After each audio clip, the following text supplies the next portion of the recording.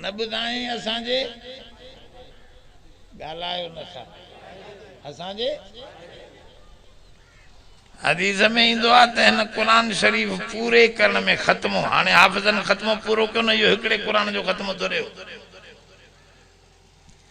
हिकिड़े छोकिरे हिकिड़े लफ़्ज़ खे 50-50 दफ़ा 50 दफ़ा पढ़ियो हूंदो तॾहिं त ज़हन में यादि बीठो हिकिड़ो रुकू अलाए के त माना हाफ़िज़न जे इख्तितामी तक़रीब में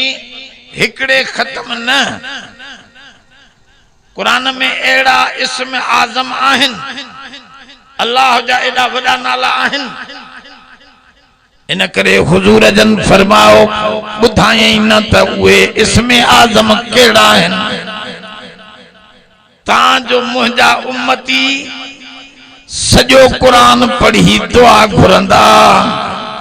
त उन्हनि खे उहो इस्म आज़म जी बरकत सां लिकुल ख़त्मतिन दावतुन मुस्तजाब हर ख़त्मे सां हुजूर जन फरमायो हिकड़ी दुआ तव्हांजी क़बूल पयल आहे उहे इस्म आज़म तव्हां भली समझो न समझो सॼो कुरान पढ़ी वियो त मिली वियो हे कचहरी जेका है ना दुआ कबूल जी कबूलियत जी कचहरिया पर लिखियल आहे